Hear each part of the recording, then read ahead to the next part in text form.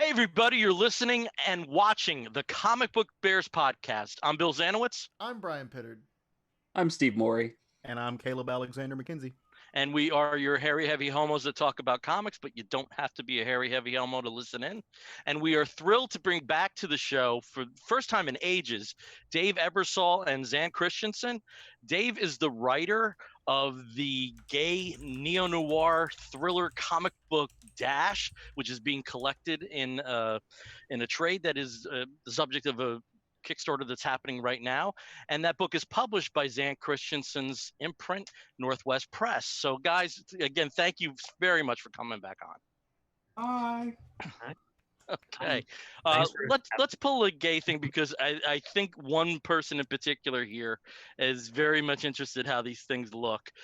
Let's just show what we're wearing here because some of us were gifted shirts by Steve, so they should get a little view. So I'll go first, and I got the child with the Mandalorian there. I like that. And Caleb, what do you have? I have this really awesome Hulk Smash homage to Hulkamania shirt. Soon to be without sleeves. Soon to be without sleeves, though, I'm sure. And Brian, how about you? I have this Avengers pastiche with Futurama characters. That is lovely. I did not put two and two together at first. Took me a few days to go, who sent me that? Oh. So thanks, Steve. And Surprise! again, Steve, thank you again. Last weekend, we would have all been at Heroes Con, but the world happened. And Steve, why don't you show us your shirt? Because this is in connection with another podcast, and this is en route to me as well. So why don't you talk about that one? Oh. Well, this was actually from John Horsley's podcast network. He was having a sort of a charity promotional event where the proceeds from the purchase of the shirts were going to the Trevor Project. This one is their logo for Spoiler Country podcast, and of course with Cthulhu, with the Rainbow Pride. So, because Cthulhu has a lot of pride. Okay. Supporter of LGBTQ. And let's also extend this to our guest, Dave. What do you have on? Just a shirt. Ooh, minimal. It's actually night looks black. theme. It looks black, but it's actually like maroon. But All right. And Zan, how about you?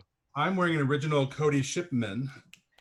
oh, Of course, it's a Leatherman getting a boot black from a bear, An actual Ooh. bear. an actual bear. I love that so much. I need a link to buy it. I was just like, can I I? went through TSA with this. Can I get that? And the guy who was dealing with me was like, "What is that?"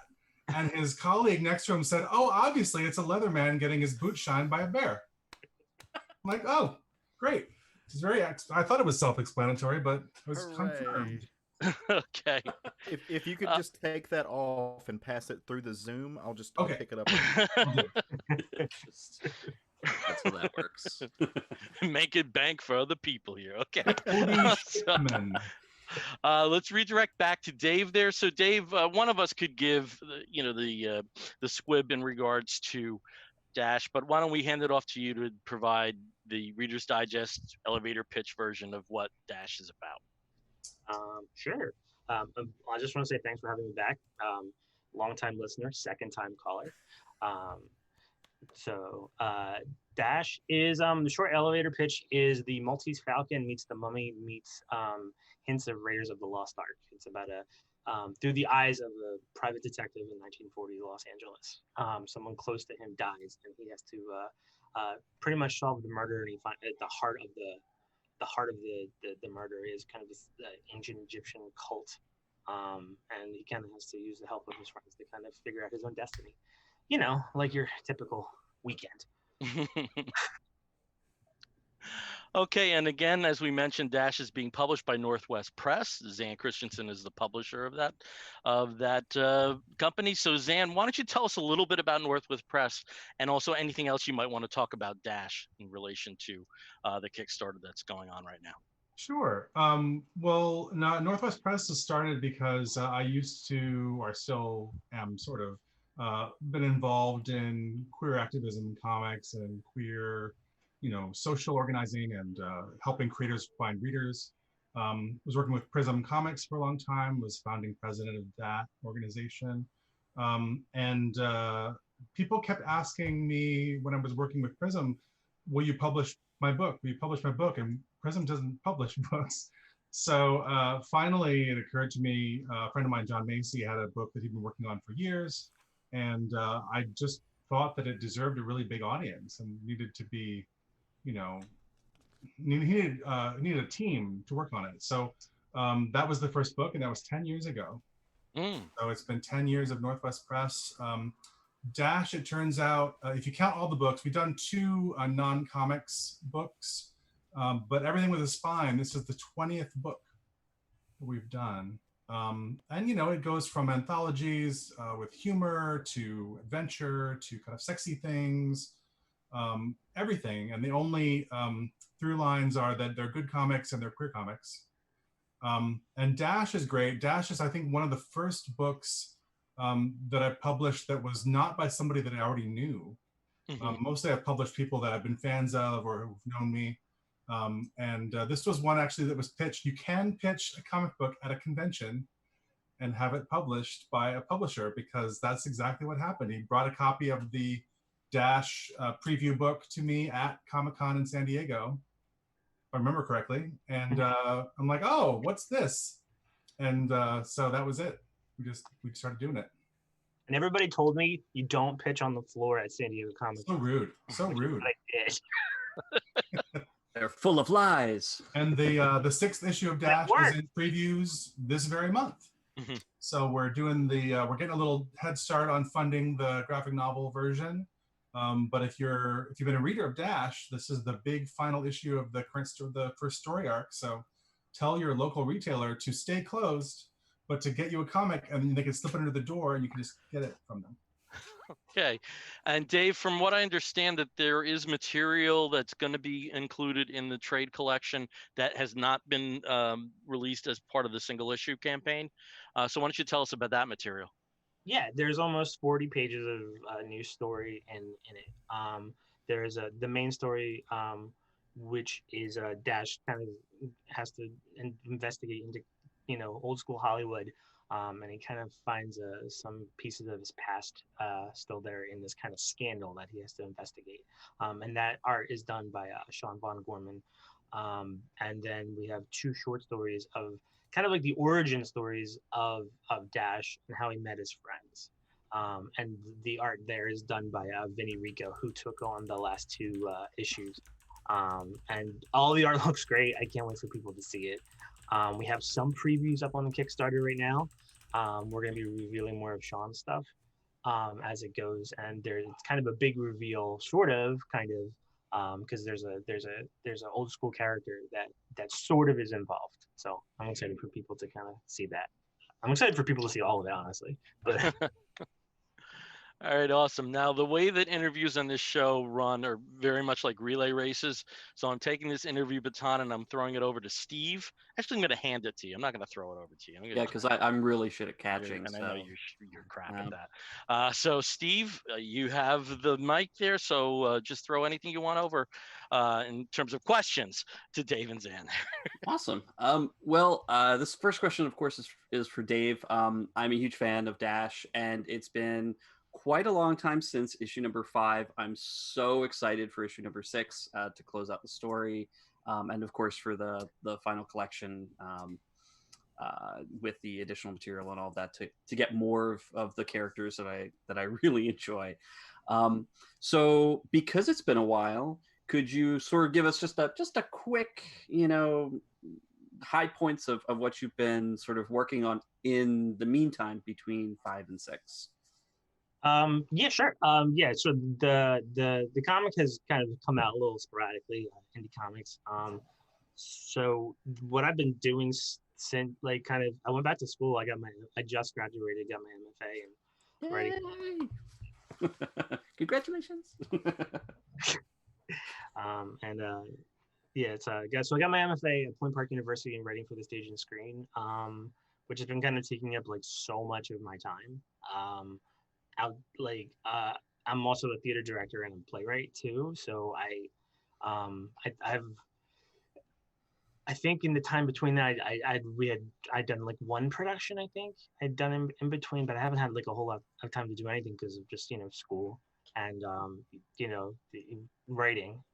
So that's kind of what I've been up to.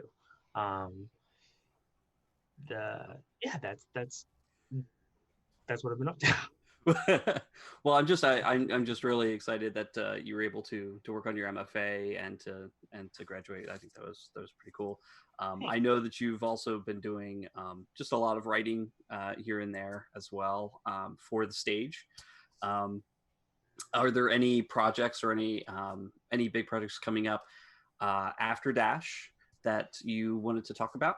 Well, I theater wise, like Yeah. like because of the world, theater is shut down. Yeah, sadly. Like live performance is, I actually had a and it's rough because it's a whole like I'm a very small part of a huge industry that's just no one's working right now. Like it's very very tough. It's very heartbreaking. Especially when you just kind of look at the numbers and it's not good. I had a play set to be done in the fall and got kind of canceled because but but I did the one play I did develop kind of it's almost like a sister companion to Dash in a way. I doing research on Dash, right? That time period, it was not good to be an out queer person in 1940. Like you could do jail time, a lot of jail time, and I had come across all of these really really like kind of just like heartbreaking stories of these people who just kind of like met and were in the middle of discovering each other, and they end up doing like up to 20 years in jail, and that's just heartbreaking. So I ended up writing a play about this true story of these guys who used to hold these parties in like this cabin, like it was in California still, but it was like kind of like off the beaten path, and it was my first almost musical. There's a lot of music in it. It's not musicals per se, but there's a lot of music in it.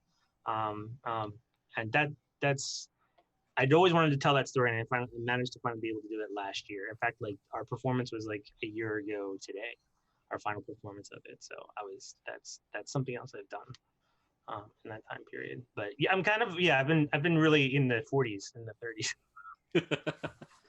Well, that's cool. And that's what actually one of the awesome things about Dash specifically is that it feels very authentic, and a lot of how it's set and the character interactions and the language being used. Obviously, Dash being out is probably it would be a very rare situation.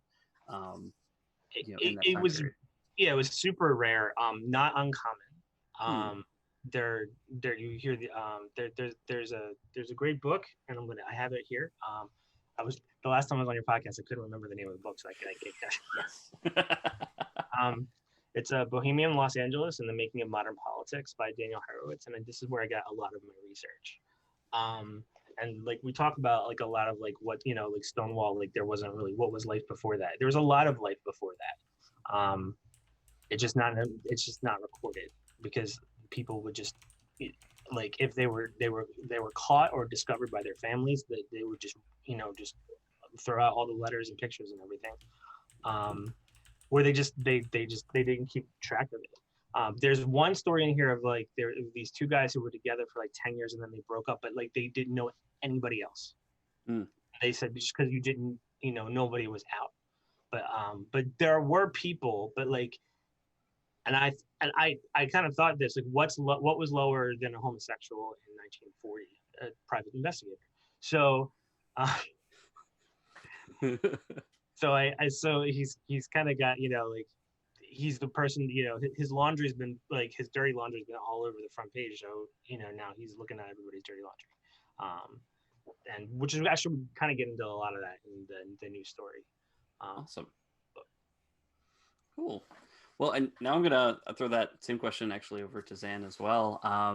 What other projects have been coming up with Northwest Press, especially now that over the past several months, comics has been pretty much on hold until just very recently? Yeah, I kind of stopped worrying too much about comics. I have a bunch of things that are kind of on the slate, ready to kind of be developed and continue with. But because we work on a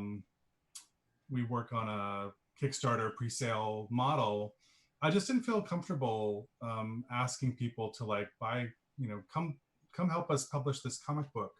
I mean, I know a lot of people out there really want some things to go on, so they can have them in their lives. And finally, it came to the point where it had been long enough.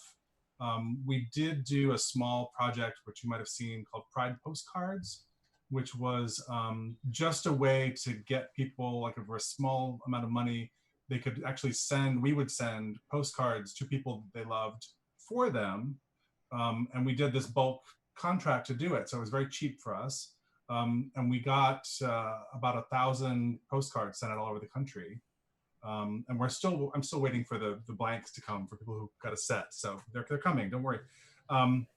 But that was the first kind of foray back into doing a Kickstarter. And it was a small dollar thing. But doing books is a little more pricey. So I'm really happy. I mean, I knew that Dash was, people like it when they see it.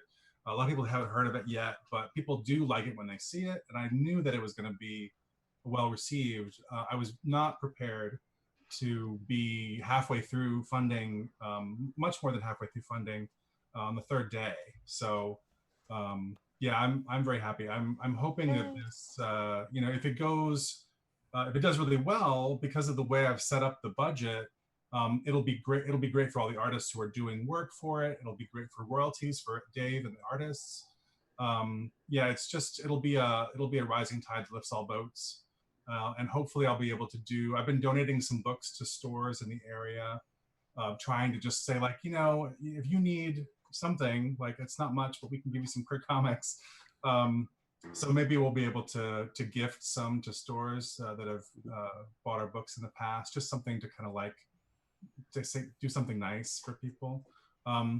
But yeah, I'm really happy that this is going to be the first kind of big project for our 10th anniversary. So yeah. That's right, 10th anniversary. It's awesome. Well, actually, so I don't bogart this completely. Let's see, who should I shoot it over to? How about Brian? I'll hand it off to Brian. Well, all right. So Zan, was this the first? Was this the one you were talking No, about? that was his second book. Okay, so I don't have the first one, and now It's I need called Helene and Camille. Okay. It's based on an erotic Victorian novel from 1893. Okay, now I definitely need to get a and it is super racy, and it's got lots of wieners in it, and Go on. And it's pretty intense. It's a book that was actually written anonymously by it is most likely believed to be Oscar Wilde and his circle of pals in London. And they wrote it in French, and they published it in Paris so that they wouldn't be traced back to them. And they printed 200 copies, I think it was. Oh, wow. And so it's been kind of an underground classic for since the 50s, 60s. And John did this, and is this still is there a PDF or is there a physical? We still have some copies of the original. Really? I have a warehouse that I'm able to just keep, at least some of the books on hand so people can still buy them in print.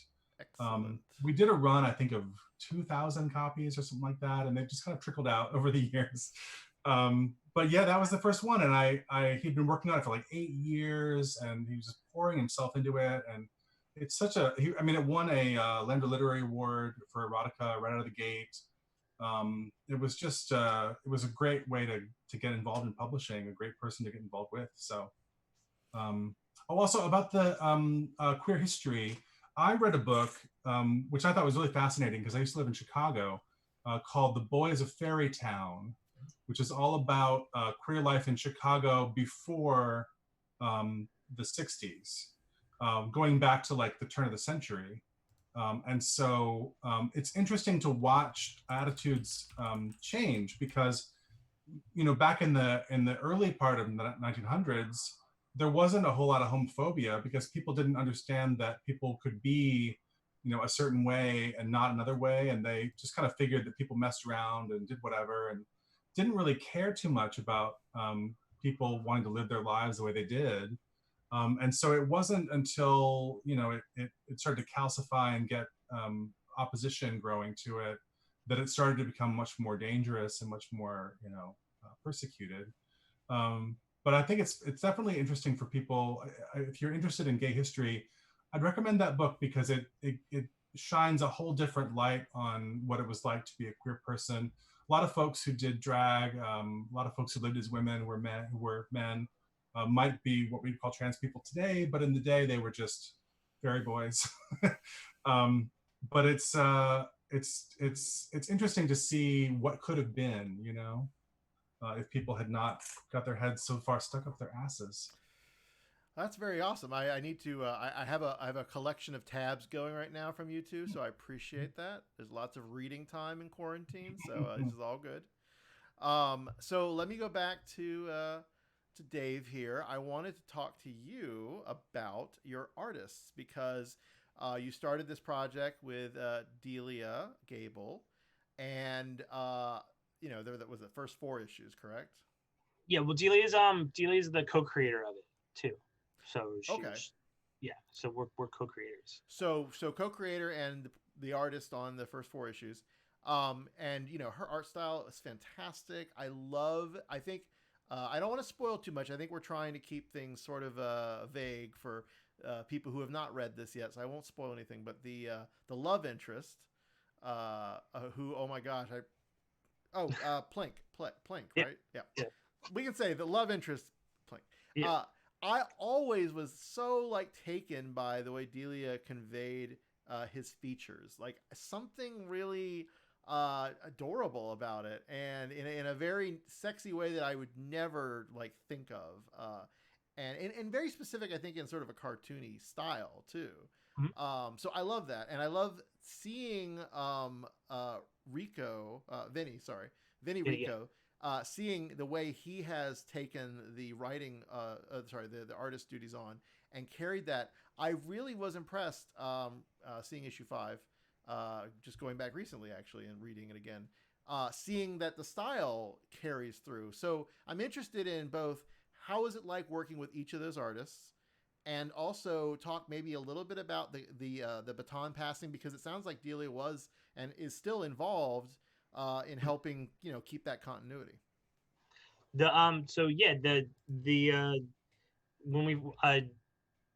When I first kind of developed the story, Delia was introduced to me by my friend Sarah, who is the big inspiration for the character of Cindy in the book.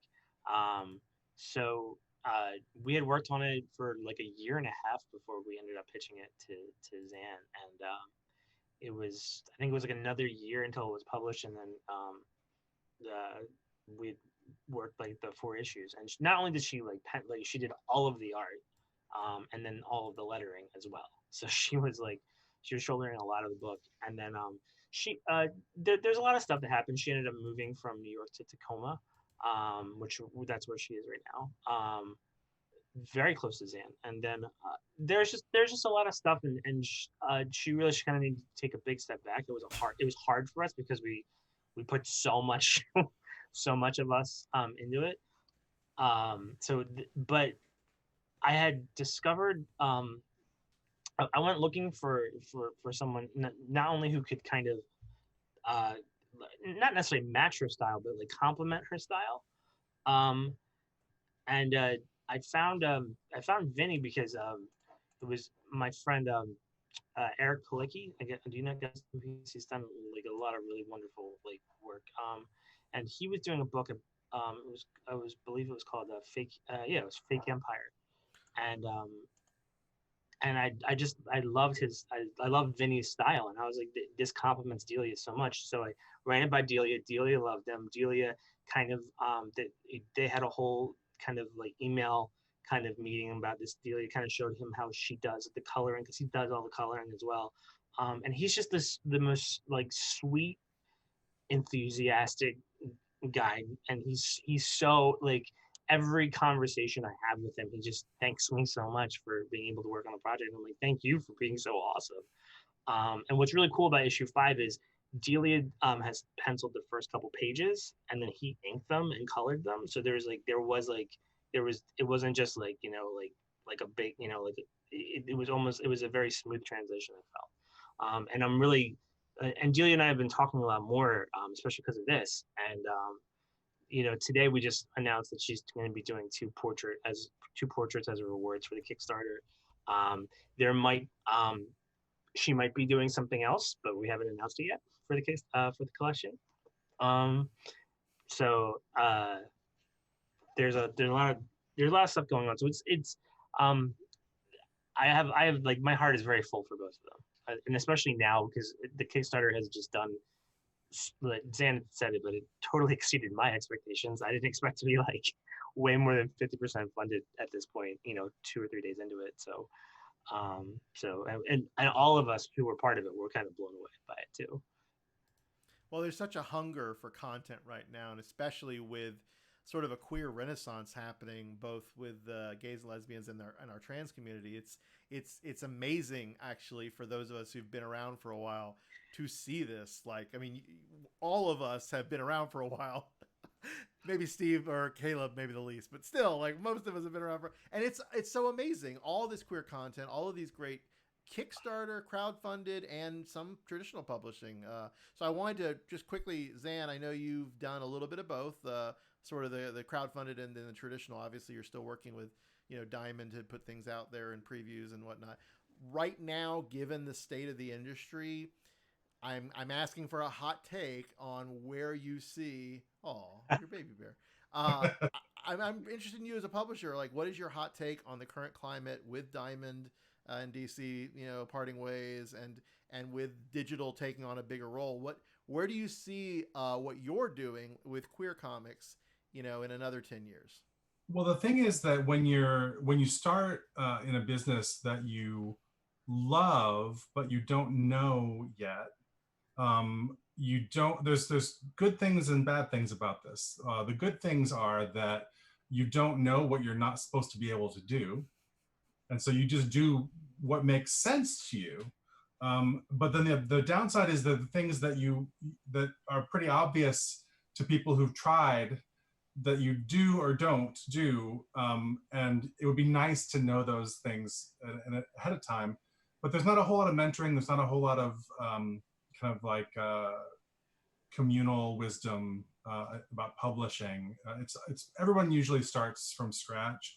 But it's kind of like queer relationships. Like a lot of things that are great about queer relationships are that you don't have a lot of roadmap, and so you build the relationship that works for you and your partners. And so it's got positives and negatives. I tried to kind of come in and do what I thought was kind of like the normal publisher stuff. So did try to hook up with Diamond, and they've actually been very good to work with. They, by their own rules, I should have been stricken from their catalog years ago because our numbers have never been amazing, but they are consistent. And we do have kind of a really loyal fan base, and we're, I think that we're part of a wave, and I think it's good to have us there as kind of like a crest of that wave, or like maybe just like the beginning of the wave. But they've been good to work with. They're not a major source of our sales, but it's good to be there. It's good to be seen. Like they've featured us a lot of times. They've kind of gone out of their way to help us. But I always did digital at the same time as we did the print books. That's just seemed obvious to do. And I don't have a glass of water. Yeah, I don't know what's going to happen. I really don't. I think that there's a lot of opportunity for people to sell directly to their readers if they're small presses. But one of the things I've learned over the years is that being a publisher, like I have all these skills in production and lettering and design and typography and you know, outreach and promotion and all that kind of stuff, and like proofing proofs and talking to the printer and doing all that stuff. Um, I'm discovering that there's people who are artists and they are writers and they are creative people that shouldn't have to know how to do all this stuff. They should, I mean, it detracts from the time that they really need to spend on creating amazing artwork. And so I think there will always be a place for people who bring skills to the table that facilitate creative work. So publishers who do that, I think, are absolutely necessary. Um, and I think that most of the publishers I've met have been small publishers, and that's definitely what they do. They're always the kind of people who, like, they know about how to do things. They want to help people get their work in front of people. And you know, we have to do we have to do more projects because we like, when I do a Kickstarter, I might make $1,000 or $2,000 when all is said and done, because everything gets spent. You know, like where our budgets are pretty tight. So I'm really happy that the artists always make money, even if I don't. But I just do it because I like to be seen. I like to help other people be seen. I like to have it be a good experience and have them maybe go on to do other work and, you know, get jobs at amazing companies. And, you know, like I had, like people have been in my anthologies and then gone on to be things that are far more amazing than what they were doing with me. Like Sasha Velour was in our queer anthology. Steve Orlando had a piece in Anything That Loves.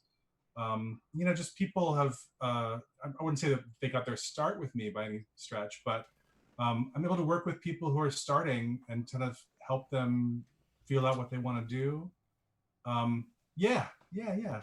So I don't know. I think that the industry is going to be, it's probably going to be multi-pronged. There are people who do just digital work, just like they always have, and it'll be more encouraged, I guess, because of the COVID pandemic. But I think people always will want a beautiful object of art, an art object. So I'll still keep doing print books. And as long as there are stores, I will keep giving them steeper and steeper discounts to buy the books and sell them, because I want them to survive and thrive.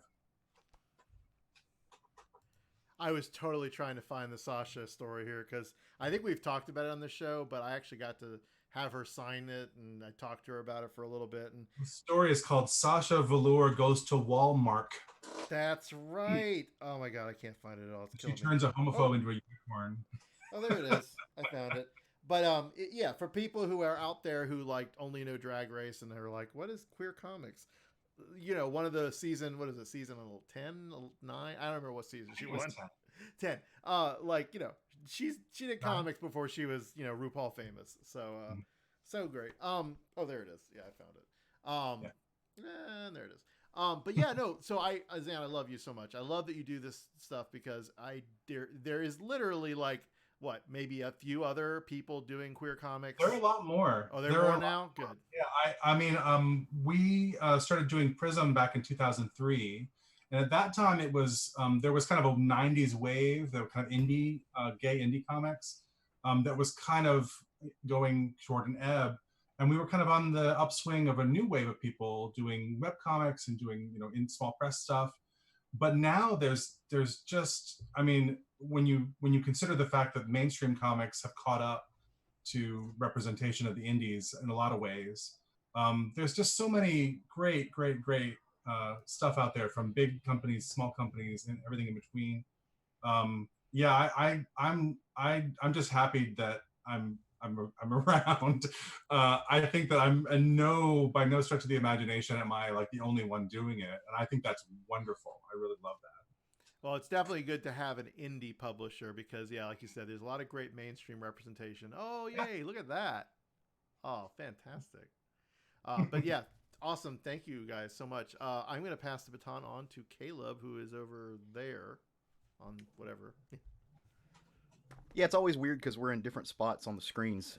Yeah. So, number one, I mean, thank you both for doing what you do because, like Zan, you said, as much as you like to help people to be seen, you have us readers who really like to see ourselves in comics. And for a dude a kid like me who grew up out in rural middle of nowhere, who thought comics existed within the realm of Marvel and DC, and who didn't see myself in a comic until I was an adult.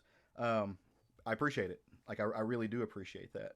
Um, but it makes it even better when a comic is within a genre that I absolutely love, which is detective stories. And I love comics. I mean, we've spoken about this before. I love comics that kind of wear their heart on their sleeve a little bit, and I mean that in the best of ways. I think that's one of the best compliments I can give. And so for you to have a detective story with the main character named Dash, to really invoke the name of Dashiell Hammett, just that speaks to my heart. But when I was reading, reading what I've read, I haven't finished the series yet, obviously, but I can't wait to. It got me thinking of another detective story that really focuses on a minority community, and that's the work by Walter Mosley, Devil in a Blue Dress. Because what those books did is they take a detective story, and in Walter Mosley's case, it focuses on the African American community, the black community, for a largely white audience. And as I was reading it, I was like, oh, there are some of these same tricks, these same narrative craft elements that are, it's a mystery within a mystery, because just like that book was geared towards a white audience, whether or not it was, I don't think geared towards is the right way to put it, but a lot of white people read that book. Did you focus on that with the idea that this could be a mystery within a mystery? This is a look at gay culture for people who might not be gay, who want a murder mystery, who want that kind of that story. It's really cool that you just brought up Devil in a Blue Dress. I was just talking to a good friend of mine on Twitter about like how, like, so there was Denzel in the movie, right? Mm-hmm. That, and how like he was like, his point was like, we felt like we got robbed of more of that. Like there should be more Easy Rollins movies. Like Right. there should have, like, there, because it's so good. It's one of the best noir movies out there, and It it's not. absolutely is. It's one of my and like I said, I if you haven't haven't read the book, I haven't. No, uh, I should do that. oh, And I was late to the game in it. A teacher recommended it in school, and I guess I hadn't, like, it went past me, and then it was so good. Um, yes, there was a lot of, I mean, part of it for me was like, I didn't know the queer history. Um, I didn't know those mysteries, and I didn't know those stories. So it's this whole book is like a love letter to things I love. You're, I mm-hmm. You were talking about wanting to see yourself, and this is the story that I wanted to read that wasn't being told. And our first issue came out in 2014. The I started developing it in 2012. The landscape of like queer comics has really changed in that time, just like with the past 6 years, 8 years. So that's Yeah. um Queer culture in general has shifted so far in 6 years. it's I just so yeah, there's definitely an element of it, of there's kind of two layers of it. But I wanted to write it for an audience, for like that anyone could pick it up and could Mm-hmm. relate to it, like, because there's we deal with kind of like, grief, and everybody can kind of relate to it in in some kind of a way. Everyone has a person that they love that they don't know if they can completely trust, but they love them anyway. Right. You know, there's a lot of everyone has, like, I see the story is a big part of the story is about friendships, and how, like, your friends can get you through really difficult times. Um, that More than anything, that's kind of that's one of the biggest themes that I've been writing about. But yeah, that's kind of all I've been, kind of trying to pour into the book, and hopefully people are getting out of it. So thanks for thanks for asking that.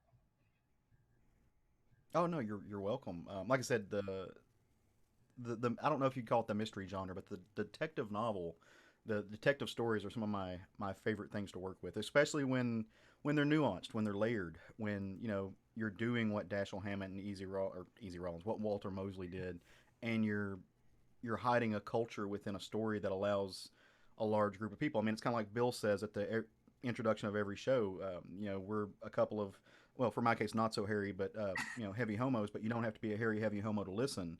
I think that's the way you get those messages across, and you build bridges to places that it was really hard to build before. And just because we're all dropping like historical gay books, there is a memoir called My Queer War, which looks they are the letters and the memoirs of a gay soldier in World War II. Um, Oh, so okay. yeah, you should go check that out.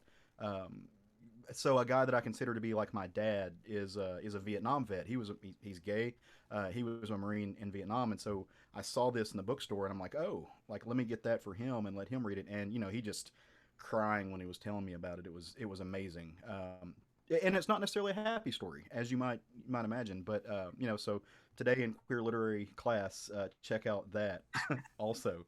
Um, but I love the little craft elements that you put in there. How did you structure that from issue to issue?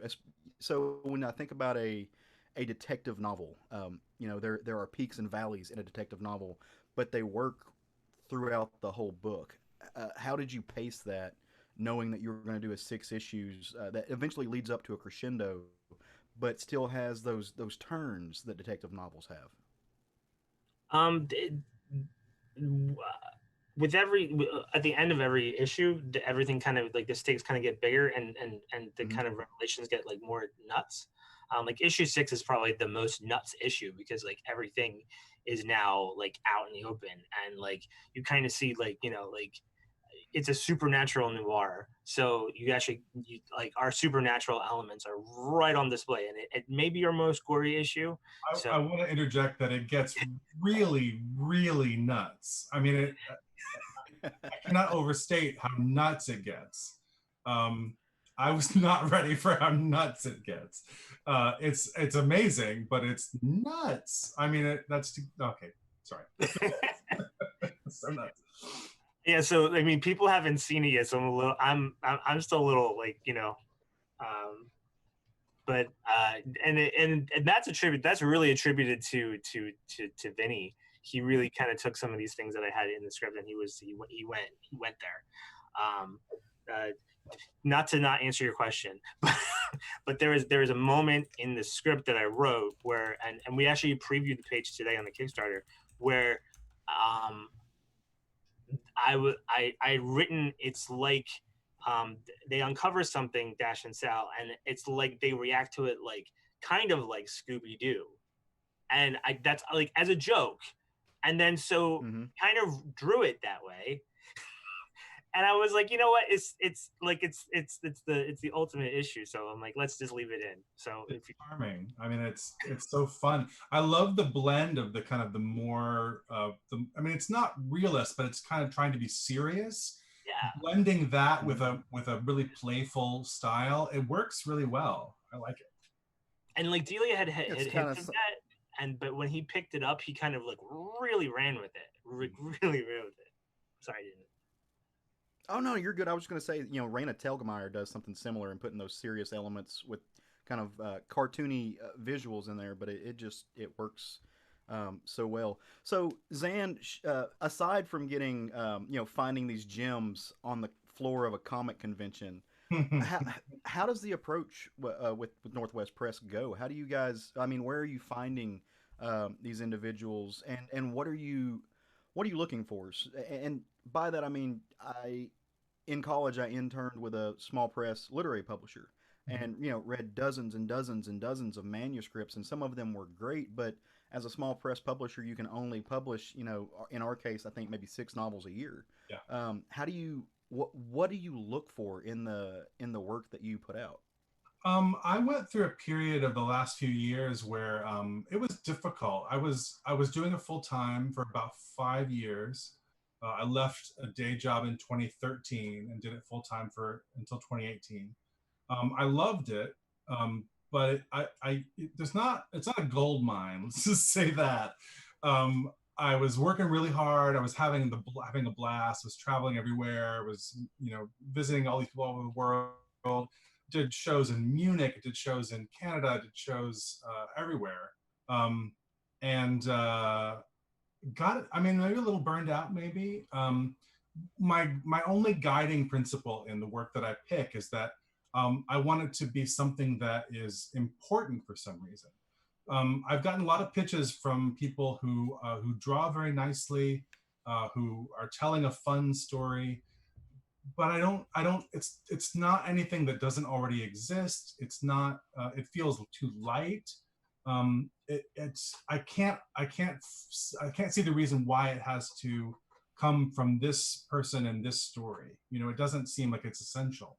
And it's kind of hard to nail down what that ultimately means, but the result of that is I get works like I published a piece by Yves Navant called 13, The Astonishing Lives of the New Romantics, which is this batshit crazy space opera, dystopian, gay, body horror romance.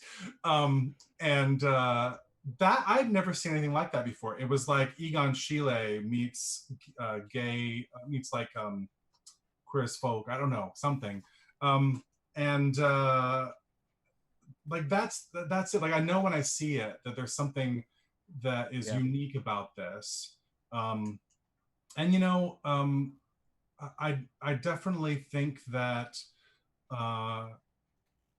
that also goes for the people who are telling the stories. Like, how many opportunities have they had to tell a nuanced story that goes really in depth about what it's like to be them? The most honest things, the most personal things, are the things that are going to be the most universal for any reader. If it's real, then everybody's going to understand it because we're all human beings. So that's the kind of stuff I'm at for. It doesn't really give much of a roadmap for somebody to pitch to me. But I would say if you are interested, if anybody out there is interested in sending something, just don't go overboard. Do your work. Make sure you're doing it for you. And then share it and say, hey, I'm doing this. What do you think? I'm always happy to provide feedback, even if it's something I'm not going to publish. But mostly, if you want to be a comics creator, you have to make comics. So make comics. Yeah. And then once you've made a comic, say, I made a comic, and I'll look at it. Can I just want to chime in right there? So so when I pitched to Zan when you're not supposed to at San Diego, how I did it. I went to the Prism booth and I literally asked. I said, "Is there anyone here who can give me a pitch review?" and they brought Zan out, and I had we hadn't really heard of each other, and he looked at it and he was like, "Oh, I published this," like kind of like very quickly, and I was like, "What?" And it was like, but he's like, "You can go pitch to all of these people." He said, "Pitch this to all of these people." He's like, "You don't just pitch it to me." And it was a very interesting experience because I've seen people pitch to you, and I've been at my like very like lowest at cons, and I'm like, "Oh no, I suck," and then you're like, "No, look how quickly I took your book and all these people giving me stuff." Yeah. So it's always interesting too. Well, I always tell people, I saw Alison Bechtel speak. She came to Comic-Con for the first time as like a ultra guest of honor because she had like the biggest book in the world, back in 2007 or something like that. And maybe it was 2010. I don't remember. It was. She owns the world now. But she did a spotlight panel and she talked about the process of putting together Fun Home, which was the big breakout graphic novel that she released. And she was talking to the Firebrand Books had gone out of business. That was the publisher that she worked with. And so she got an agent for the first time and said to the agent, well, like, who are the other niche gay publishers that we can go to? And the agent said, why don't you pitch to, HarperCollins, Random House, like go start at the top. Like if you have great work,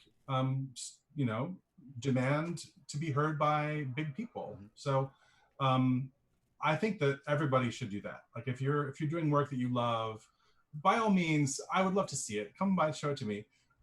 But aim high. Like if it fits really well at Image, or fits really well at at Marvel, do it. go and get make an appointment at a show for a review. I had a great experience with an editor at DC back in the day, before I was doing Prism stuff, trying to do writing.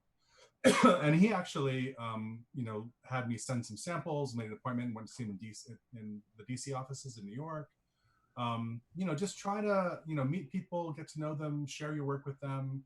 There are people out there who definitely want to help you be your best artistic self. So start at the top. Okay. All right, I'm gonna throw it back over to Yeah, Bill. sure, go ahead. Yeah, the oldest guy takes the last heat. Yeah, great. Uh, not the young in shape guy. Okay, Dave, you had mentioned your theatrical background, and I know we talked about this in the past. A couple of years ago, I saw a regional production of Look Back in Anger, and while I'm watching it, I'm there, and I'm just taken aback by how much of an influence John Osborne was on Grant Morrison. And I know that that there are some circumstances where there are comic book creators that do take that have had an influence. I mean, probably the most prominent one, maybe not so much in dialogue, but at least in three-story structure, David Mamet on Bendis.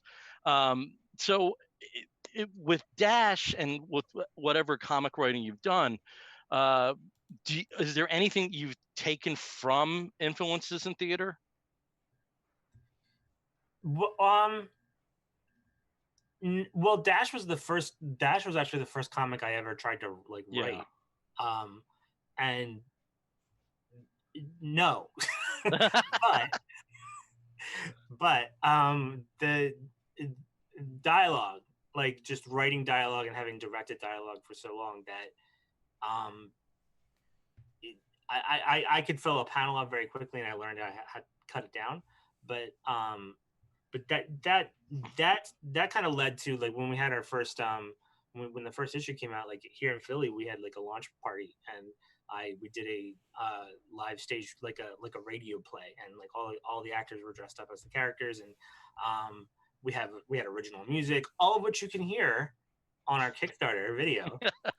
So it was fine. We were finally able to kind of go back, and the guy who played Dash came in and he did the narration for it. So it's in some way, Delia actually said it to me at the time. She's like, "You had to turn this into a play, didn't you?" But it was so fun. It was so fun. It was a good time. We had a great house, and it was a good time. But so I hope that answered your question.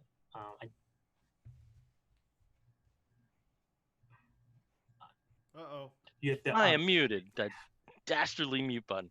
I think if you did take a few steps back, there probably are a few things that you may have been influenced by, especially in terms of back and forth dialogue, which I have to say in some issues of Dash is exquisite. So maybe it is there. Zan, I just wanted to talk to you, and again, in regards to Northwest Press, there's a number of books that we've talked about on the show, whether it's Unpacking or Al Qaeda Super Secret Soul. Yeah, there's been a lot of Northwest Press books. And one thing that I think is unexplored terrain for a lot of people, which does kind of surprise me because there have been some very prominent creators immediately coming to mind, Scott Snyder and Tom King, that have come out of comic book influenced prose. And I am specifically talking about the Lavender Menace, Tales of Queer Villainy. And I was just wondering if you could just give us, this is, and again, you have a story in here as well as a writer. I just was wondering if you can just tell us a little bit about this particular book and how that came about. That was a funny story. That was originally going to be published by a different publishing house, and I was just a contributor to it. And it's Tom Cardamone, who's the editor of the series, also a writer in it as well. And he's done a lot of great work. He's done multiple Lambda Literary nominations. He's amazing. When that fell through, he said, "Well, do I know any other publishers?" I'm like, so that was the only prose book that we did. And I tried to kind of bring the same design sense and the same kind of audience, obviously, to it. It fit very well, especially because it was kind of a comic booky prose element already. I mean, it was a very comic booky kind of thing. Got Joe Phillips, amazing illustrator, to do the cover. It came together really well. And we did a follow-up to that, Dangerous Women. Oh, not Dangerous Women. That was the original title, Absolute Power, where Erica Friedman was the editor, and it was all women and non-binary folks, femme identifying binary folks, non-binary folks, not men, and it was great. I mean, I did get a little flack from people because the first one was called Lavender Menace, which is very much identified with queer women's movement stuff in the 60s. And so I had to do a follow-up, and I had to kind of rectify that. But I don't know, like I'm so drawn to comics as a medium for very immediate communication, and they're such an equalizer. I learned all my vocabulary words reading Chris Claremont X-Men comics, they got me like really excited about reading. And so I went from those into prose books, and I haven't really come back into prose books. I keep buying books thinking, oh, well, I'm good. This one I'm really gonna, but I read a lot more nonfiction for prose stuff, kind of influence stuff. And I'm doing my own writing now. I'm doing, trying to develop, I have a bunch of short story ideas. I had a dream that was kind of a cross between the Postcards from the Edge and Her. And the ideal leads for the movie version would be Carrie Fisher right before her death, and Anne Hathaway in Devil Wears Prada. They'd be the perfect people to play these parts. So I love prose and I love stories. Like, stories are the main thing to me. But comics are where it's at as far as publishing, I think. Yeah. Hey, Bill, I have two questions from the chat before I don't know. Sure. Jump in there. Umberto is asking if either of you are familiar with To Cast a Deadly Spell, and if that had any connectivity or influence, or are you guys familiar with that? I'm not familiar with that movie myself. To the Google. I was gonna say, like, judging by the faces, I'd say no. Well, Cast. Evidently, that's Julian Moore, Clancy Brown. Oh my gosh. No, I've seen. I think I've seen this.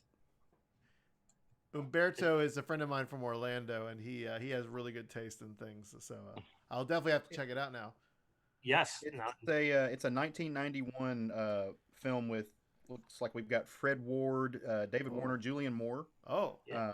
Clancy Brown. Looks wonderful. I swear I think I've seen this. I'm really terrible about books I've read and things I've seen unless I write lists of them down. Like, I'm terrible. 100%. Nominated for a Cable Ace Award for Best Score.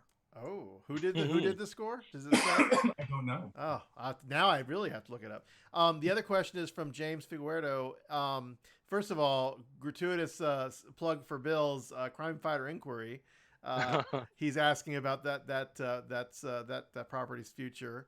And then for Zan, a question: have you published work that was originally a webcomic, and would you consider publishing webcomics as print and digital? Short answer, yes. I published the Capitol Hillbillies collection, which is originally a webcomic, and then also did newspaper strip, which is kind of like the old school, back when webcomics were printed. The Ethan Green collection from Eric Orner. So yeah, I think that's a great place. It's a little, and also even a waste of time. Another one that was also webcomics. Oh yeah, before. Yeah. How could we forget that? That's so yeah. I mean, I it's a little different. I mean, comics. I think they work best as a multi-page medium, because you have like the tension that you build, and you have page turn and the reveal, and like there's all kinds of ways you can use the page, and you design a story and you draw people through it, and there's stuff like that you don't get through strips. But a lot of strips these days are more serialized than before. They're not all funky Winker Bean. So so I would say absolutely, yeah. I'll just quickly talk about Crime Fighter Inquiry. Unfortunately, the artist and co-creator Mark wasn't interested in going further. Maybe someday I'll have a windfall and I'll be able to pay an artist that I would actually want on the project. But I'll get in touch with Jim. I'll send him some scripts. It's just so he knows where it heads. Oh, good. Okay, so Steve, do you have anything else for these fine gentlemen?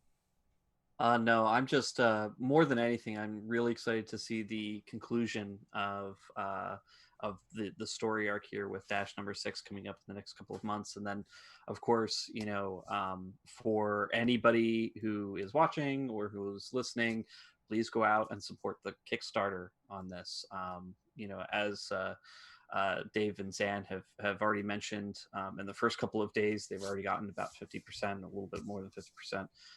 To their goal, but there's still plenty of time, so definitely come and support it.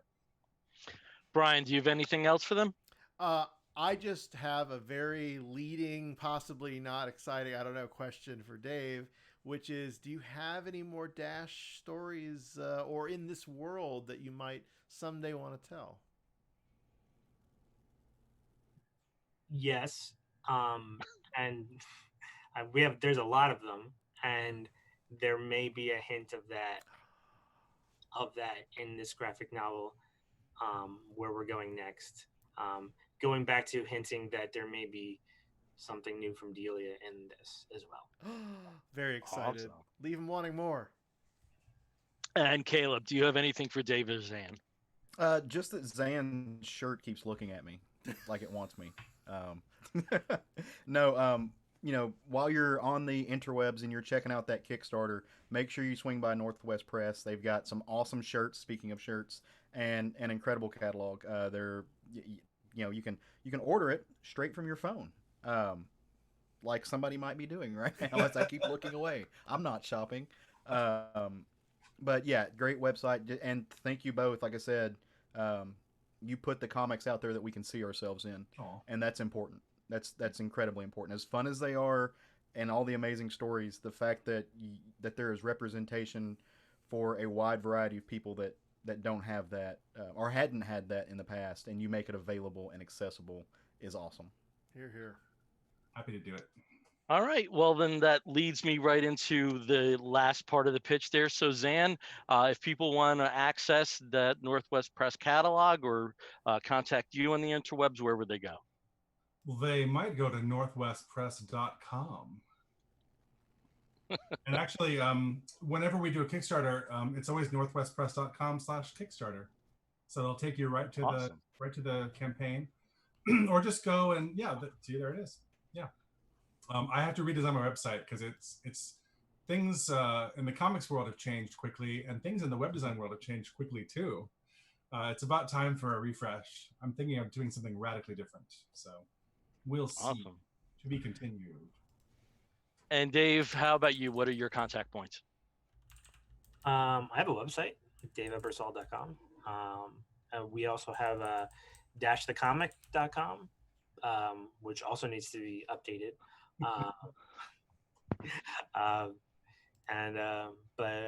There's the two places you can get me at. Awesome. I mean, I'm also on Facebook, Twitter, Instagram. Yeah, we're all over the place. Find me there. Find me there. I love to hear feedback. It's whether you liked it or even if you didn't like it. I love to hear it. So. All right. Well, we'll put that out there for you. Dave, Zan, thank you so much for joining us. We are going to be talking about a few comics that we've been reading recently. You're more than welcome to stick around, or if you have any reason that you need to bail, we completely understand. But that's what we're going to be doing. So do you guys want to stick around? I might want to get a glass of water. Okay. I didn't plan ahead, but I'll turn my video off and I might pop back in. Oh, awesome. Cool. All right. Okay, great, Dave. That's awesome. Yay. All right, so my lucky charm in terms of this roundtable stuff is always Steve, so I go to him first. So Steve, why don't you talk about a book that you're enjoying? Well, because again, it is Pride Month. I wanted to bring up another queer book, queer story that I've been reading, and actually one that has a little bit of a pedigree with it, with one of the contributors, and is also from one of the big two. Which, again, if you've been reading a lot of the DC graphic novels for younger readers, there's been a lot of representation that they've been able to put out, and that the creators, they're encouraging the creators to have. And yeah, my stack is almost as big as Bill's there, because he's really encouraged me to keep reading them, Yeah. and I love them. They're great. No, it's been a very, very good program. Yeah, I'm surprised, because usually I don't read a lot of YA type books, but these have actually had a lot for me to enjoy as an almost 40-year-old dude. So the latest one, one of the latest ones, was "You Promised Me the Ocean," "You Brought Me the Ocean," which is a sort of retelling of the origin of Aqualad. And this is the Aqualad who is the son of Black Manta. Spoilers, if anybody didn't know that. The author on this is Alex Sanchez, and the artist is Julie Moreau, who you might remember from Blue is the Warmest Color. So this was Blue is the Warmest Color was their book that actually spawned a pretty popular movie as well. And what's really interesting is that their art mixed with Alex's words really does have a wonderful, it really ends up being a wonderful combination. So the basic story of this is, again, like I mentioned, a retelling of the origin of Aqualad. The newer Aqualad, the next generation Aqualad. He's living alone with his mother in Arizona, New Mexico, completely in the middle of the desert, kind of very far from ocean as you could possibly get. And his big ambition is to go to college in Miami where he can study oceanography. He lives next door to his best friend, Maria, who has a little bit more than friendship in mind with Jake. And of course, she doesn't realize, as we as the readers realize, that Jake is actually secretly gay. On top of that, he has another secret that he's not aware of just yet, but his scarring or markings that sort of cover most of his upper body are actually indicative of the powers that he has, the metahuman powers that he has hidden inside. And he gets to know the only other out gay kid in school, Kenny, and starts up a friendship with him. Kenny, of course, is a swimmer, so I guess he gets extra points for that. And he's also as interested in Jake as Jake is in him. And ends up in their first date, he ends up actually having his powers reveal themselves to save Kenny. That happens very early in the book. I don't want to spoil too much more, but just suffice to say that the relationship between Kenny, Maria, and Jake really grows very well in this book. I think it's very well written for a YA audience, but also somebody older would also get a lot out of it. The art is beautiful. Again, if you read Blue is the Warmest Color, one of the interesting things about one of the main characters is the hair color being blue. Kenny, of course, in this has blue hair. So I think Julie kind of wanted to put some continuity with her work in this one. So, but it is fun. I do recommend it. It's a pretty quick read and enjoyable. And hopefully there might be some more coming from Alex Sanchez and Julie Moreau in this series. Awesome. Next DCBS box for me. Yep, it's good. I recommend it. Okay, Read Brian, sure. Brian, how about you? Sorry, I had to unmute myself. So I was super excited to see one of our favorite writers, Mark Russell, post that he was doing a Marvel work, which is, I believe, his first Marvel work, about Captain America.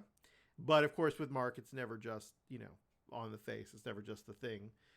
So it is possibly easy to overlook. I don't know if I can get that in there without, because of course currently, you know, with the weird world that we're in, but also it's Marvel snapshots.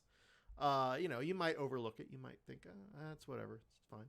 But it is a great one and done by Mark Russell with artwork by the one and only Ramon Perez, who, as longtime listeners of the show know, I have an unhealthy obsession. No, I'm just kidding.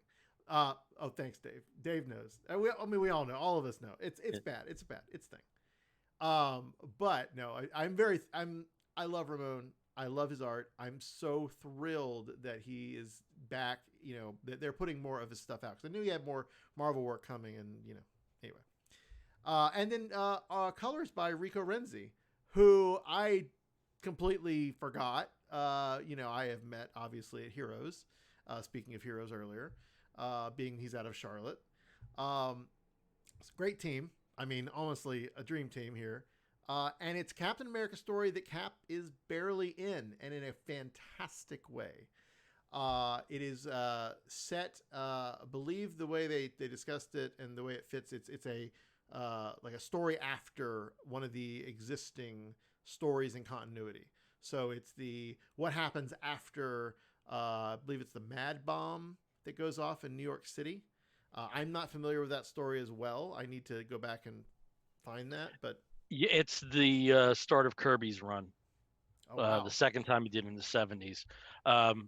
I think it's awful, but you might get a different. Wait, might get a different thing. the original story or this one? Yeah, the original. Okay. I think Kirby in the 70s at Marvel is almost unreadable.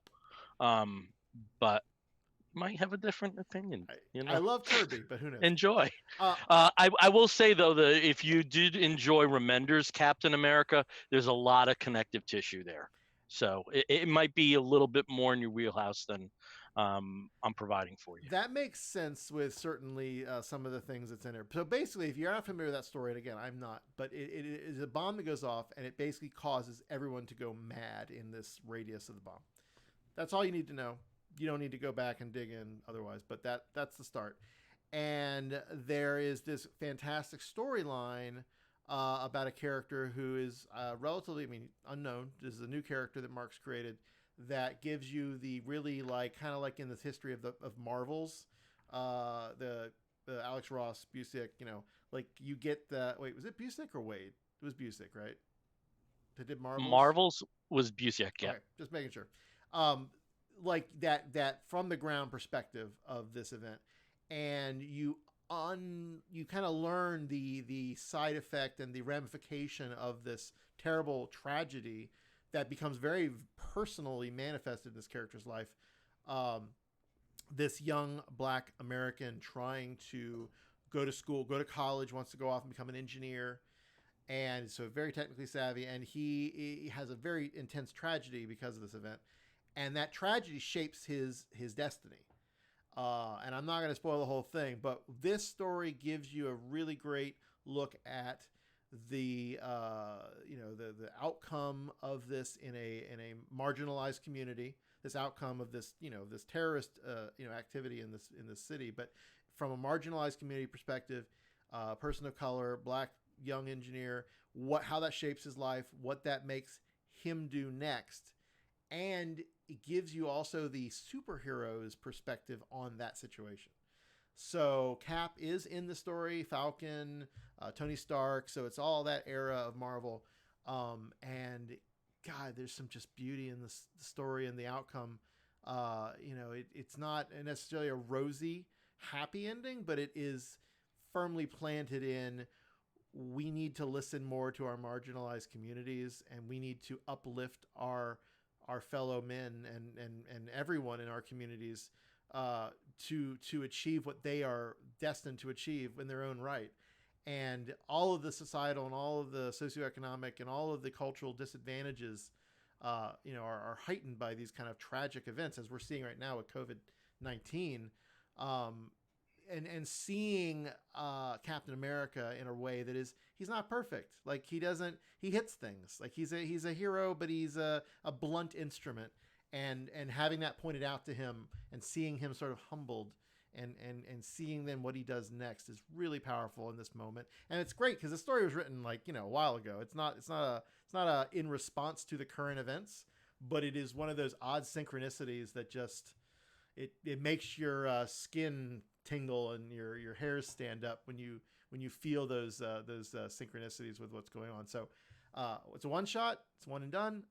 Perez's art is fantastic, as it always is, and the colors are a perfect choice from Rico. They really complement the era that it's set and the style of that era, especially. I don't get a lot of Kirby from Ramon's art, and not knowing that it was a Kirby story, I got to go back now and kind of hold them up, against each other. But there are little traces of it. The Mad Bomb itself, I can see the Kirby direct influence there. But yeah, if you haven't checked this out, if it's off your radar, I can't speak for the rest of the series because I literally just picked this one up. But yeah, Marvel Snapshots, Captain America, that's what it looks like.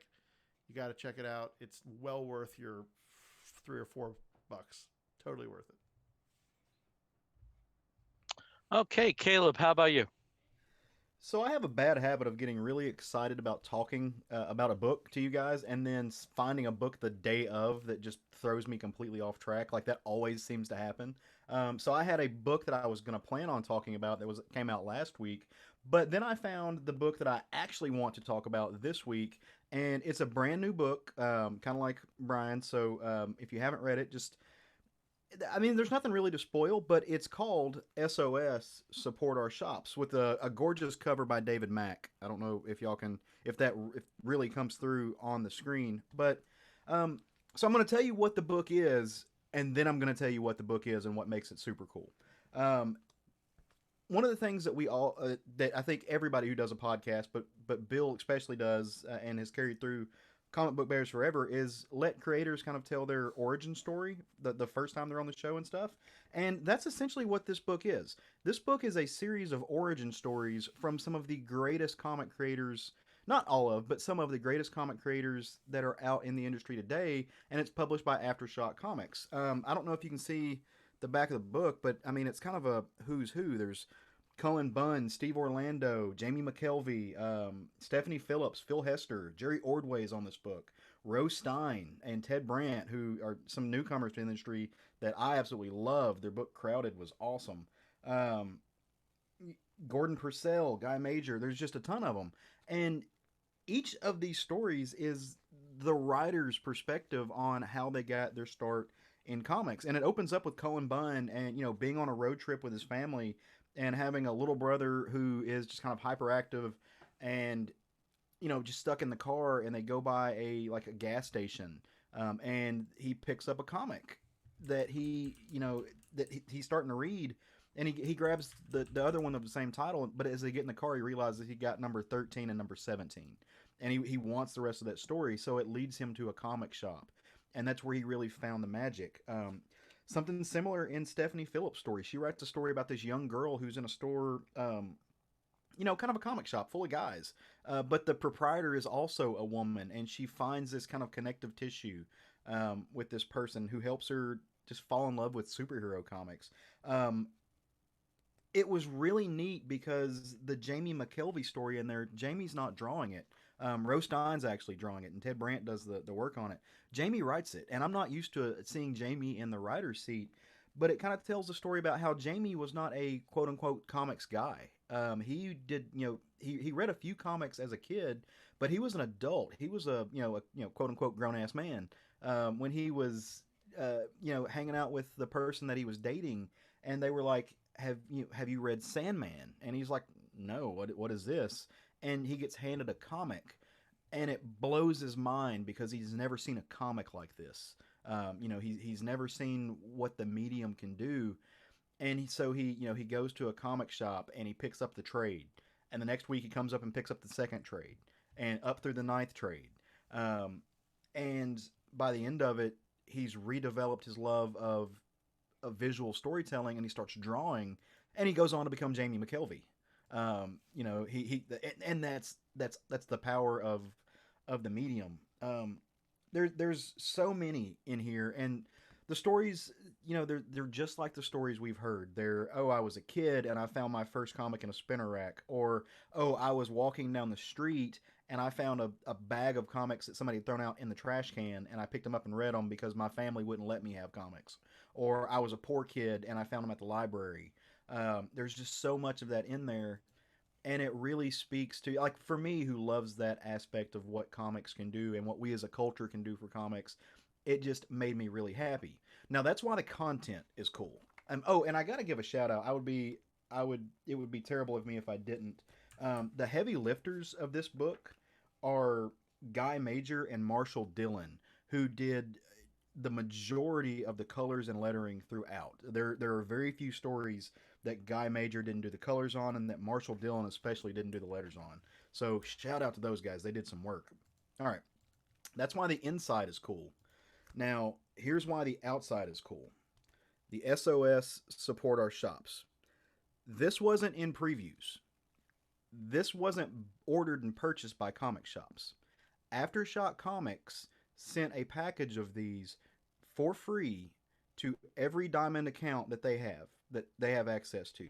And I don't know for bigger shops. I don't know how they did it. If you just got 10 if you're a smaller one, and you got 110 if you were a bigger one. I don't know how they dispersed it, but they sent them on their own dime. They put this together to send to comic shops who have been shut down because of COVID.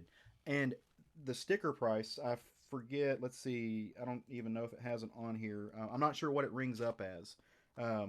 Probably $3.99, $2.99, whatever. 100% of that goes in the comic shops. None of it goes back to Aftershock. That's awesome, and it kind of speaks to what Zan was saying earlier with wanting, like, being able to, as a publisher, give back. And so as I was listening to him talk about that, I was like, oh, like that settles it. I'm definitely talking about this. Um, that's what comics does, and it doesn't matter if you're talking about stuff that's just from Diamond, or you're talking about the industry and all of the insanity that's going on with the industry right now. When comics and comics people are going through something, we wrap our arms around each other. That's what I love about this culture. That's what I love about gay culture. That's what I love about comics culture, and that's what I loved especially about this book. And also, did I mention that gorgeous David Mack cover? Because it's the hotness. So go, if you can, go see if you can find it. I don't know if you can get it online. I have no idea if maybe Comixology has it and lets you pick where you send your stuff to. I don't know. That would be a cool I just aspect. looked for it while you were talking about it. I was starting to buy it, and I couldn't buy it. So you may have to actually go find your local comic shop, and if it's open. But there's just some really, really great stuff in there, and it's for a really good cause. And yeah, SOS from Aftershock. Go Aftershock. Rock and fucking roll. That's awesome. We are having problems with mute buttons tonight. God almighty. Hates us. I was set to do this really nice, really cool. Whatever. Blew it. The book that I want to talk about, again, I've been catching up with a lot of stuff because I'm not traveling for work, and the Regina pile of comic books is insane. A book I finally got to, we've already discussed the writer of this book among our choices.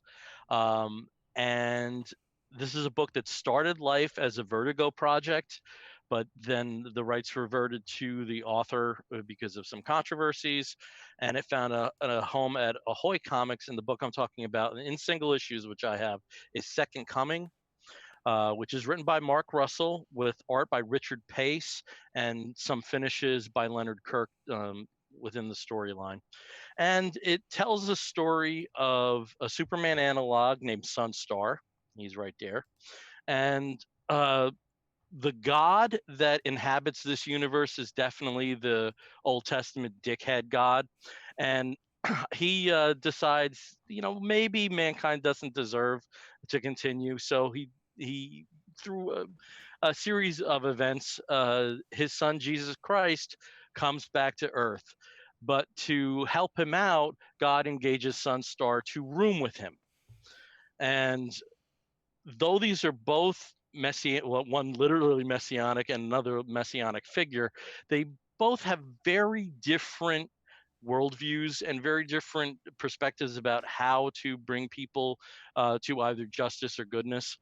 and like the best parts of the Bible, it is both sacred and profane.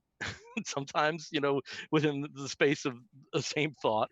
Um, it's actually a really quick read, um, and you have the world building that takes place in here is really wonderful. The Lois Lane version of Sunstar's love interest, Sheila Sharp, is a really cool character.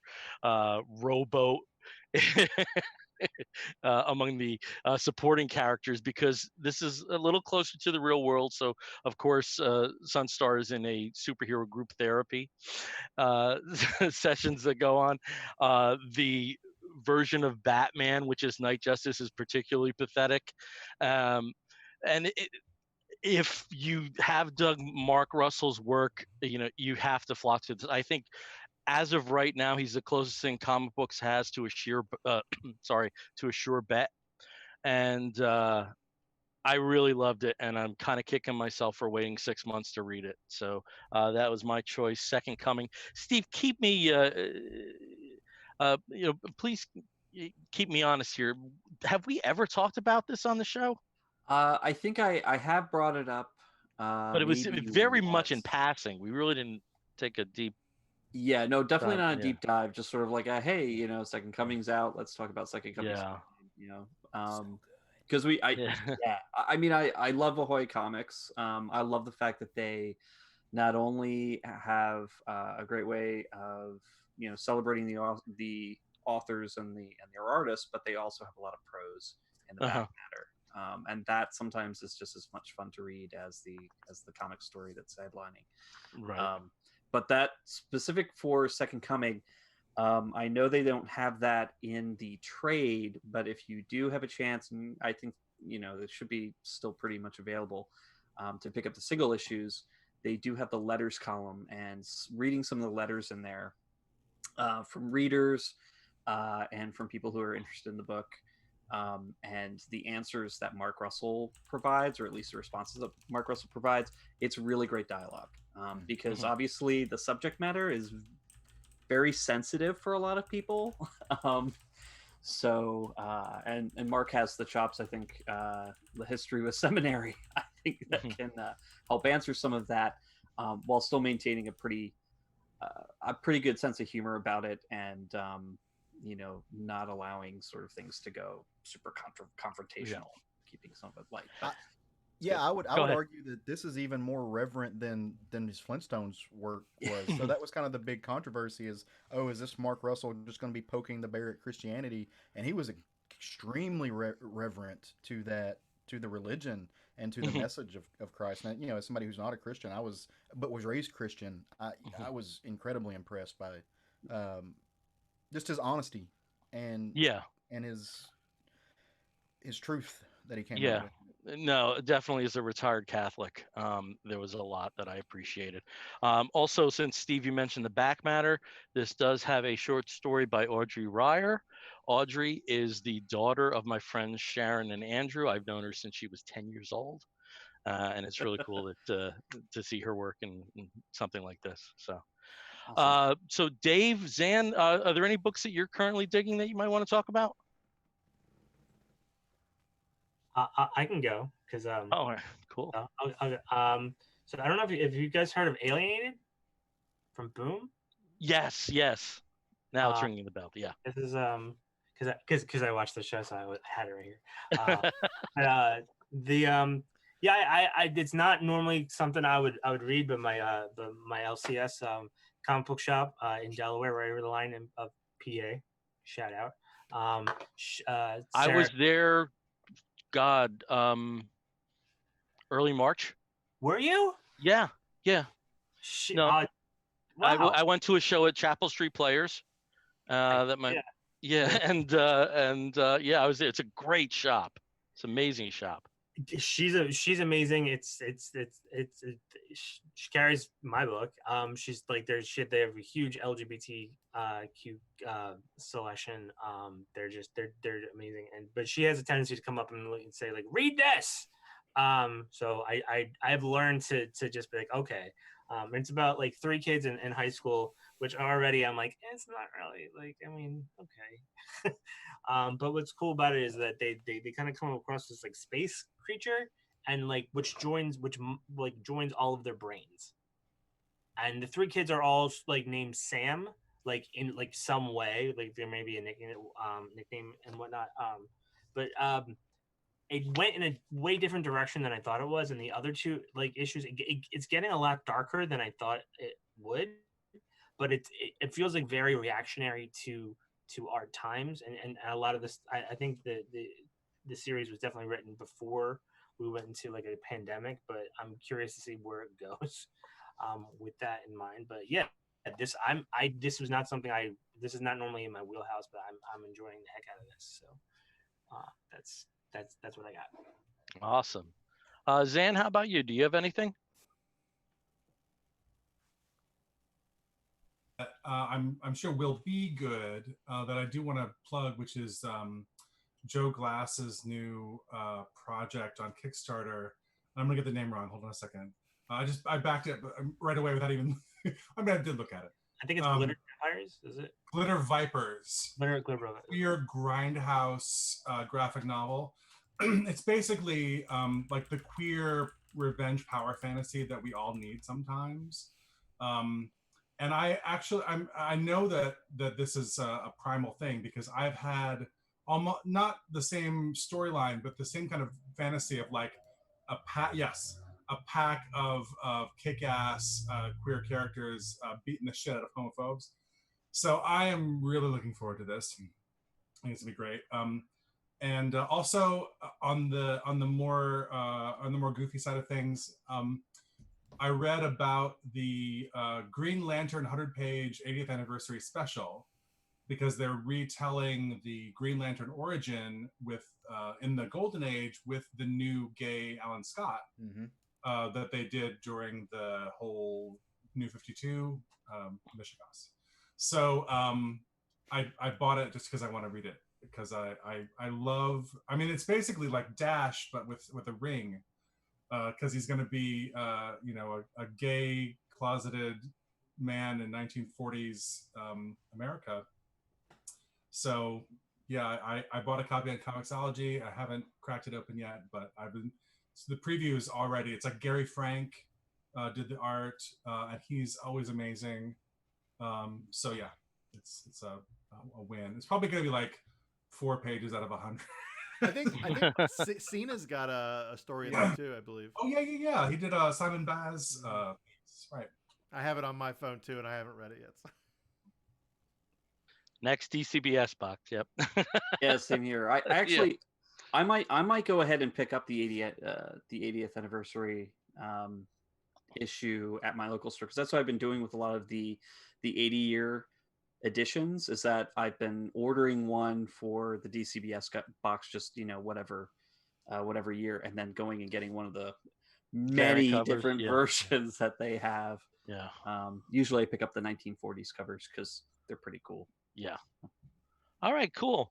Well, we're going to wrap this episode up. And when we wrap an episode of the Comic Book Bears podcast up, we do so with a segment we call the Woofs of the Week segment.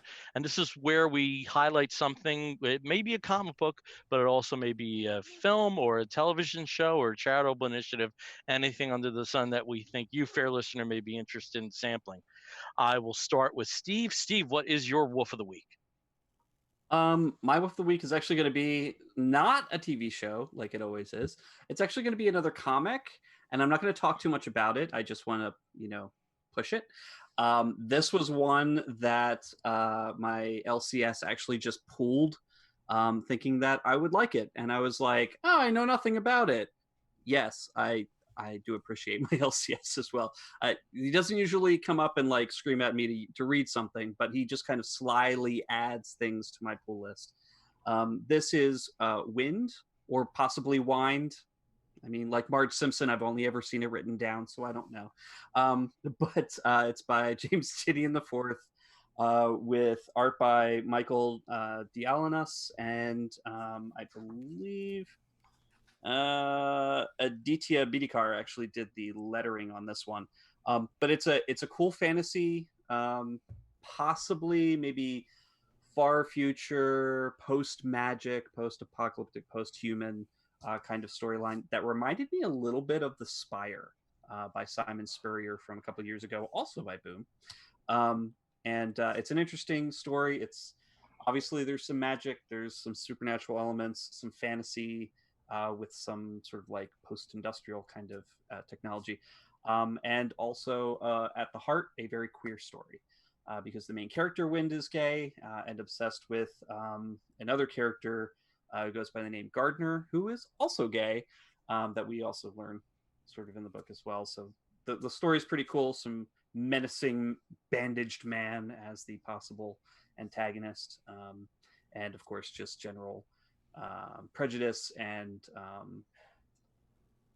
it's a very interesting story, and I can't go into too much without spoiling anything. So Wind or Wind by Boom. Okay, Brian, how about you? What is your wolf of the week? So I've been going back and learning all I can about ball culture because why not? It's, transgender, people of color, all of the roots of our gay culture, including all the drag race, all that drag race and RuPaul has appropriated. So might as well go to the source. So I've been watching two fantastic shows right now about that. I have been watching Pose, catching up on season two.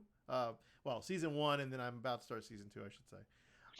And then Legendary, which is a contemporary ball televised event with some fantastic judges, including Miss Jamila from The Good Place as the core host. But I am learning so much and seeing all these connectivity points within, again, drag culture and queer history. Pose does a more, it's fictionalized, but it's still, I think, especially from what I've heard about season two, a really good job of knitting together all these threads in a fictional world that is also representative of the actual ball culture in the 80s and early 90s. But yeah, if you're interested in ball culture, of course, Paris is Burning is still the best, of course, and then also the Queen, which I still have not seen. That's on my list as well. The 1969 film Yeah. on Netflix. Yeah, I did watch about half of that. Yeah, so that's on my list because It's almost like looking into another world. Yeah, It's no, that's what's so very, cool. It's very cool. I really am. I'm really digging all of this, and I think it's important right now. Not only is Pride Month to dig back into queer history, which is something I'm becoming more passionate about than I should have been years ago, but also our transgender and our Black community and Latinx and just everyone that came together, in these pivotal moments in our history, and to not appreciate their contribution is to really be ignorant. And there's no point now because there's so much good content to learn about and to share. And I would highly encourage you. Pose is on Netflix now. It used to be just an FX, wherever FX is, Hulu maybe, but it's on Netflix now. And Legendary is on, I believe, HBO. So if you have those services, you or know your alternate means of finding them, check them out. Your aunt's password, yeah. HBO Max, yeah, definitely. If you've got somebody, get your aunt's password for that one. Okay, Caleb, how about you? What's your wolf of the week? So Brian and I are in simpatico on this one. Very much in that same vein. I just finished all of Pose, and number one, Billy Porter is there's no words. But and not to spoil anything, but there's a line in that show somewhere in the second season where the character, it's a quote unquote butch queen who is wearing high heels. They're kind of poking fun of him, and he says, "I can be butch in this minute," and he crosses his legs and he says, "I can be femme in another." And for the first time in my life, I'm like, oh shit, that's fucking me. Like I was just like, hey, and that was a cool moment. But because I finished that, I went back and I've been watching some similar stuff. Because especially like you said, digging into trans culture. Look, the reason I could get married when I got married is because a black trans woman threw a brick at a cop. So, that's kind of badass. But there is a show. Again, you can find it on Netflix. It's a documentary. It's called Disclosure. It's it's phenomenal. And what it does is it takes a very in-depth look at the treatment of trans bodies in Hollywood, in media, and it goes all the way back to the black and white pictures, to the silent films, and shows you that some of the people in that were you know, whether or not they were trans in real life, they were men playing female characters, and sometimes a troublesome way, but in an academic way, you can go back and you can see that there were always trans bodies in film, and it goes all the way up through now, through Pose, but it is heartbreaking. It is eye opening. It is prideful, but it's also mournful. They go through everything. I mean, the people that they have on the show, Laverne Cox, Jen Richards, Susan Stryker, who I've never seen in this context, but I have watched some interviews with her. She's an academic. She's brilliant. But they even get into, they don't really get into some of the RuPaul stuff, but there are some of the elements of the RuPaul stuff. They get into the fact that most of what you see on television is trans feminine. You don't see trans masculine bodies too often, and they really do a great job about laying it all out, everything. And it will, some of the real life trans characters who are in Pose are on there. MJ Rodriguez, and so if you get a chance, go sit down and watch it. It is well worth your time, and it will really, I really think it'll open your eyes, even if you're somebody who does know quite a bit about queer culture and trans history. There's a lot there that has been overlooked, that has been underserved, and disclosure really speaks to that. So go check it out. Right. Well, it looks like we have a very queer set of woofs of the week this week. And I'm going to continue in that idiom. And we had a video that was released yesterday, which kind of gave me some hope. Though it wasn't the punchy players in name, it was the punchy players in practice. A very brief video of Lady Elaine Fairchild dealing with COVID. Um, so, if you are unfamiliar with the punchy players, it's two guys, Jeff and Chris, out of Texas, and they have not made a video in 6 years. And they finally released a new one today for Pride Month. First one in 6 years, which includes some of the favorites from previous videos like Judy Garland and Tim Gunn and Ann Miller, Ann Miller's Pride Frog, which you have to see to believe. There's even a mention of Heather at the Piggly Wiggly with her tattoos and her overalls and no glamour. Punchy Players, it's a series of videos it's effectively like stop motion photography with imitations. It's really hard to provide like as I said before, an elevator pitch to get the flavor of that. If you do want to see some of their best videos in the past, I definitely would go to Judy's Groceries and Hollywood Hoarder Judy Comes to the Rescue. I would hit those first because they are very often repeated, those lines in this household, I can tell you, very often. So that's my wolf of the week, the punchy players on YouTube. Are you going to be starting to add the looking like Esther Williams swimming pool when the pump broke, as Yeah. one of your lines? I don't know. There's some when Aunt B and Alice and the guy from the guy from Henry from Alice and Lady Elaine are buying the ice cream from Matthew Broderick. There's some really good lines there about the ice creams themselves. So it might be there where I find the quotes. But punchy players, if you're unfamiliar, I think you'll be a little richer for it if you do sample.